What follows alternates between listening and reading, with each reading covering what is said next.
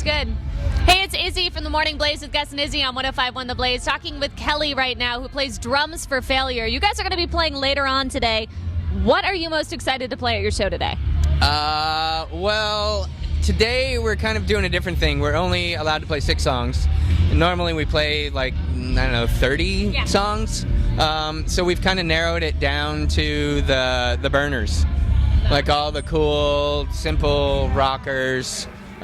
It'll be nice to play a short set. All right, awesome. Yeah. No, that's cool. You guys hoping to get a lot newer fans that maybe haven't heard much of your set before? That's the idea, yeah. I mean, you kind of have to take that into consideration when you're playing festivals like this, when, especially we're not the main attraction. There's so many big bands. Yeah. So, yeah, that definitely is kind of what went into choosing what we were going to play today. All right, cool. Yeah. Now, I know you guys are friends with Tool. What is one of your favorite bands that you've toured with before?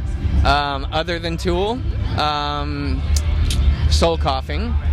We did a cool tour with them back in the day, B and the D. Hum, we just did a thing with Hum and Torch. We just brought them out for, I think, 3 weeks of shows. That was pretty amazing. I think a lot of people, especially from the 90s, that was kind of a unicorn show for them. So there were a lot of really, really high emotions surrounding that tour. Yeah. You have a lot of cool words.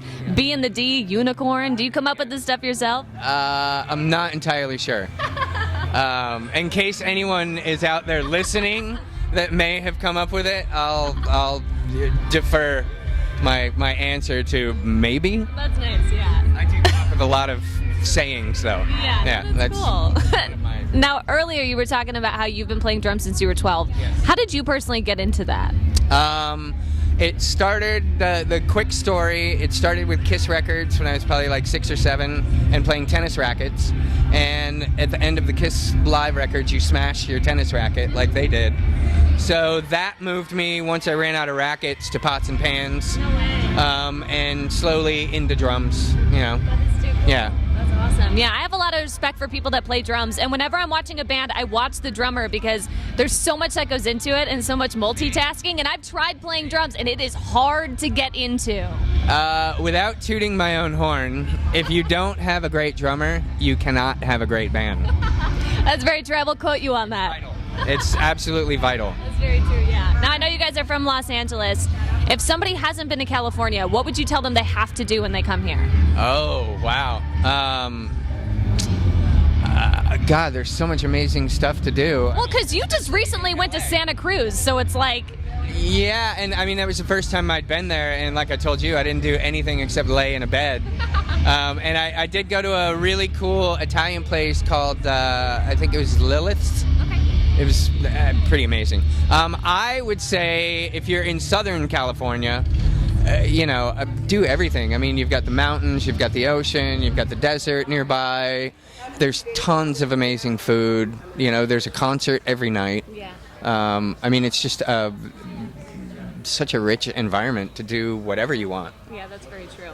Now, I know that you guys took a really, really long time off. Was life too hard without Failure? That was not time off. We broke up. Right. We broke up. And we all stayed actually really busy in the interim. But it was a little prickly, to run into people and, always the thing out of their mouth, I love Failure, man. I can't believe you guys broke up. That sucks. Like, when are you going to get it back together?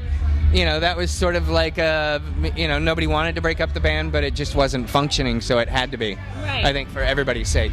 Now, I think that's what everyone's curious about is even when you think of a normal breakup in a relationship, if people are like, oh, you guys were so good together, why aren't you together anymore? I'm sure that can be really frustrating.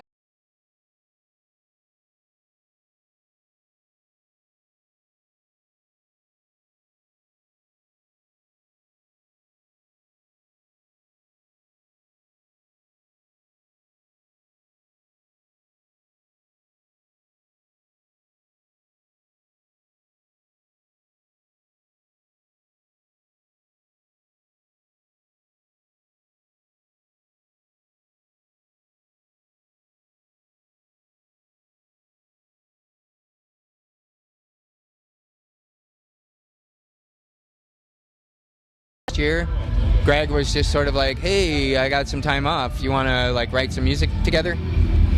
But it was children brought them together, and they became friends again, and kind of buried the hatchet. I mean, they probably had the most acrimonious relationship back in the day, so that was probably the main relationship that needed to heal. Yeah, no, that sounds really nice. And by the way, you're a very good speaker. I have to let you know. Yeah, no, you're very articulate. That's nice. We just want to make sure that you are all very happy being together again, and everyone at Aftershock is very happy to have you back. It's a storybook. Yeah. It literally, I could have, the scenario I had written for myself as a kid, like wanting to get into music, it doesn't compare anywhere near to what is actually going on today.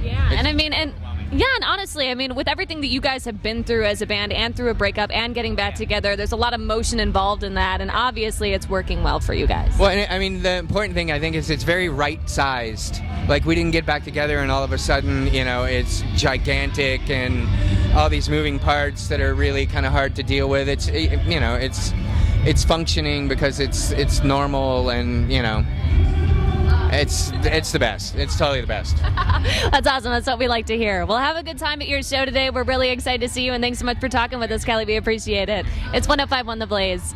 Thanks, man. Oh, was that recording? Yeah. You know what? All right, that was a good dry run. Let's do this for real now, guys. That was the best rehearsal ever. There's nothing that can be done.